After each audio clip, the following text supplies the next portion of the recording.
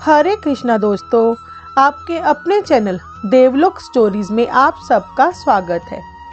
दोस्तों, आज हम आपको पौष माह के शुक्ल पक्ष की पुत्रदा एकादशी के बारे में बताएंगे। पौष माह के शुक्ल पक्ष की एकादशी यानी पुत्रदा एकादशी संतान की उन्नति और अच्छे स्वास्थ्य के लिए बहुत महत्वपूर्ण मानी गई है। पौष पुत्रदा एकादशी का व्रत उन सभी विवाहित महिलाओं और पुरुषों को रखना चाहिए जिनको कोई संतान नहीं है। मान्यता है इससे वंश का विस्तार होता है, संतान पर आने वाले संकट दूर होते हैं। पौष शुक्ला पुत्रदा एकादशी व्रत कथा। युधिष्ठिर ने कहा, हे भगवान, आपने सफला एकादशी का महत्व विधिवत बताकर बड़ी कृपा की। अब कृपा करके यह बतलाइए कि पौष शुक्ला एकादशी का क्या नाम है, उसकी विधि क्या है और इसमें कौन से देवता की पूजा की जाती है। श्री कृष्ण जी बोले, हे राजन, इस एकादशी का नाम पुत्रदा एकादशी है। इसमें भी नारायण भगवान की पूजा की जाती है। इस चर और अचर संसार में पुत्रदा एकादशी के व्रत के समान कोई और दूसरा व्रत नहीं है। इसके पुण्य से मनुष्य तपस्वी, विद्वान और लक्ष्मीवान होता है। इसकी मैं एक कथा कहता हूँ, सो तुम एकाग्रचित होकर सुनो। भद्रावती नामक नगरी में सुकेतुमान नाम का एक राजा राज्य करता था। उसके कोई पुत्र नहीं था। उसकी स्त्री का नाम शैश्या था। वह निपुत्री होने के कारण सदैव चिंतित रहा करती थी। राजा के पितर भी रो रो कर पिंड लिया करते थे और सोचा करते थे कि इसके बाद हमको कौन पिंड देगा। राजा को भाई, बांधव, धन, हाथी, घोड़े, राज्य और मंत्री, इन सब में से किसी चीज से भी संतोष नहीं होता था। इसका एकमात्र कारण पुत्र का ना होना था।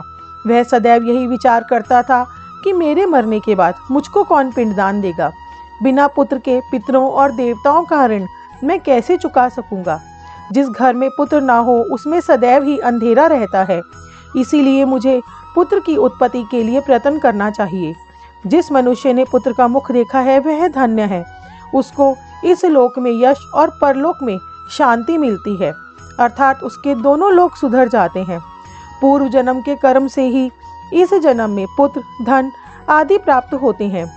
राजा इसी प्रकार दिन रात चिंता में लगा रहता था। एक समय राजा ने अपने शरीर को त्याग देने का विचार किया, परंतु आत्मघात को महान पाप समझकर उसने ऐसा नहीं किया। एक दिन राजा ऐसा ही विचार करता हुआ अपने घोड़े पर चढ़कर वन को चल दिया और पक्षियों व वृक्षों को देखने लगा।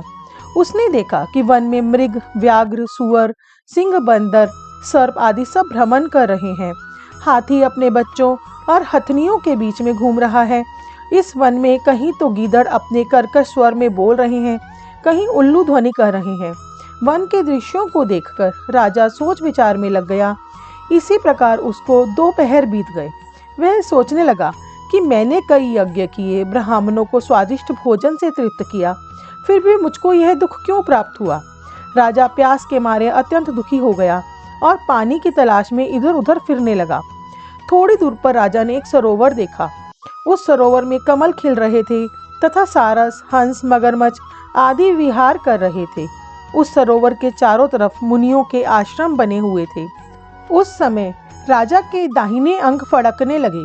राजा शुभ शकुन समझकर घोड़े से उतर मुनियों को दंडवत करके उनके सामने बैठ गया। राजा को देखकर मुनियों ने कहा, हे राजन, हम तुमसे अत्यंत प्रसन्न हैं। तुम्हारी क्या इच्छा है सो कहो। राजा ने उनसे पूछा कि महाराज, आप कौन हैं और किस लिए यहाँ आए हैं, सो कहिए। मुनि बोले, हे राजन, आज संतान देने वाली पुत्रदा एकादशी है।